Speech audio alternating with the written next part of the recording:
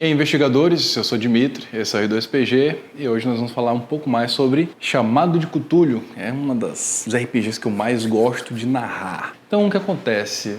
Um dos nossos seguidores fez uma pergunta e eu fiz a resposta, o vídeo vai estar aparecendo aqui. Mas assim, ele fez uma pergunta sobre NPCs poderosos e como não tirar a agenda dos jogadores. Basicamente, isso é uma premissa para Chamado de Cthulhu. Em Chamado de Cthulhu, os investigadores sempre estão lidando com criaturas muito poderosas. Então, por que simplesmente eles não serão esmagados? Em Máscaras de Nyarlathotep, como eu já falei, temos um rapaz, um homem que chamou todo mundo para a expedição chamado Augustus Larkin. Augustus Larkin, ele está sofrendo bastante porque dentro dele tem uma entidade que é o próprio Nyarlathotep.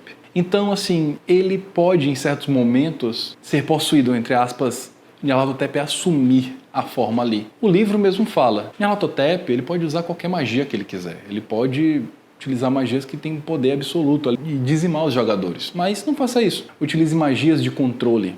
Esse é o objetivo, não o objetivo de Nyarlathotep, mas é o que ele acharia mais divertido, mandar eles se ajoelharem, fazer algo que eles não gostariam de fazer. O que aconteceu no meu jogo, se você quiser saber mais, assista o nosso diário de campanha, certo? Aconteceu nos 2 jogos que eu joguei no Peru. Então, por que o jogo está falando isso? É só porque ele não quer que o jogo acabe e tudo mais? É assim que a gente vai trabalhar o jogo? A gente vai fingir que as coisas não estão acontecendo? Não. Imagina esses deuses. Esses deuses vão dizer, eu vou dividir em 3 grandes grupos. Existem aqueles que são cruéis, são raros, Nyarlathotep é um deles. Inclusive, talvez seja o único, na verdade. O único que realmente tem algum interesse na humanidade. Existem aqueles que são loucos. E existem aqueles que se importam nada com os investigadores. Então, vamos lá. Deuses extremamente poderosos. Nyarlathotep se diverte com o trabalho que os seres humanos têm de tentar resolver os enigmas e os problemas que ele mesmo colocou ali no mundo. Ele se diverte, ele vê aquele esforço circulando e regozija. Então ele não vai simplesmente esmagar os jogadores, ele quer ver o que eles são capazes de fazer, porque ele sabe que se os investigadores virarem a mesa para cima dele, daqui a 1000 anos, 2000 anos, 3000 anos talvez, ele vai ter outra oportunidade. Ele não está com tanta pressa assim. Para ele não tem tanta importância, ele não precisa se esforçar. Seria ridículo isso. Usar todo o poder dele para ele seria até sem graça, vamos dizer assim. Outros deuses, eles nem sabem que os jogadores existem, eles nem sabem que são adorados por cultistas, por outros humanos, eles nem têm essa noção, completamente malucos. O deus mais poderoso do mundo de Lovecraft, que é o Azathoth, que é conhecido também como o Sultão Louco, né? E existem deuses que eles não são capazes, estão presos nas suas prisões extraplanares, não são capazes de realmente fazer alguma coisa. É possível acessar o poder deles por meio de magia, em algum momento ou outro, mas eles não são capazes de interferir. Então, pela própria história, pela própria lore, você vai conseguir justificar o motivo pelo qual esses deuses simplesmente não vão esmagar os jogadores como formigas, que eles são diante desses deuses. Agora, com relação aos cultistas. Os cultistas, eu vou utilizar de novo o exemplo de Máscara de Nyarlathotep. Eu fiz já vários vídeos sobre Peru e fiz sobre Nova York.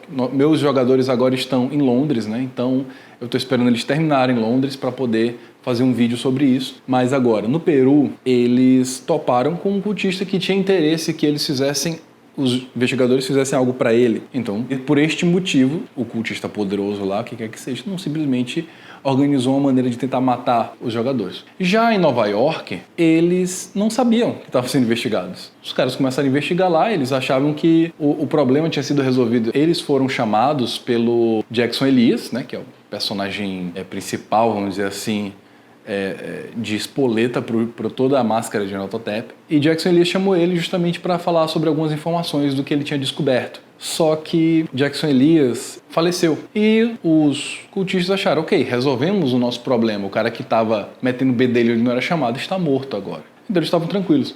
Os investigadores vão investigando, vão chegando cada vez mais perto. Os cultistas, eles não vão perceber isso de imediato, só quando a situação começar já a influenciar neles, já começar a bater na bunda, quando eles começarem a perceber que eles estão perto. E quando eles descobrirem isso, eles não vão descobrir se os investigadores são esses vão resolver. Não, pode ser que eles tenham ainda que investigar, fazer investigação contrária.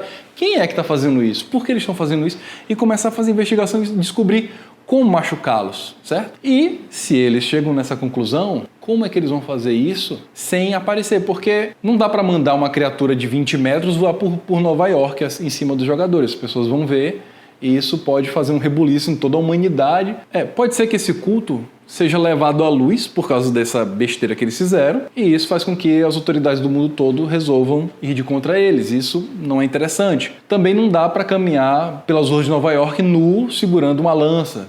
Então, assim, eles têm que arranjar meios e métodos de resolver isso sem aparecer, porque afinal eles têm pontos fracos, eles não são seres superpoderosos, eles precisam agir de maneira discreta, porque não existe polícia no mundo que aceite um grupo que fica sacrificando outros ou que fica fazendo as coisas que normalmente esses cultistas de chamar de Cthulhu fazem. Então, existem motivos, existem métodos, existem meios, situações, por que eles não atacam diretamente? Agora, no meu jogo lá em Nova York, eles ficaram sob observação. O culto descobriu isso e ficou lá de olho neles. Quando eles se separaram, teve um momento que eles se separaram e um investigador ficou sozinho, ele foi atacado e foi levado pro local lá do culto e tudo mais. Ele iria ser sacrificado, mas os outros investigadores invadiram o local. Só que, infelizmente, nessa invasão, um deles faleceu. Se você quiser saber mais, temos vídeos aqui de Diário de Campanha. Tem vídeo aqui sobre o que eu falo sobre Nova York, tá bom? Então, é isso. Coloque isso em mente. Você não vai narrar um jogo de chamado de Cthulhu pensando assim, poxa, tem um deus aqui que eles estão enfrentando, tem um bando de cultista mago, forte pra poxa, cheio de poder, cheio de capacidades. Eles vão fazer o que quiser. Não, não é assim que funciona. Tente imaginar também os contrapontos que esses deuses, que esses cultistas, eles estão passando para poder enfrentar os investigadores. Então, senhoras e senhores, se vocês querem mais conteúdos como esse, por favor, dê um like, bota lá naquele grupo de chamado de Cthulhu que você gosta, que você confia, que você ama e boa sorte nas suas investigações. Até a próxima.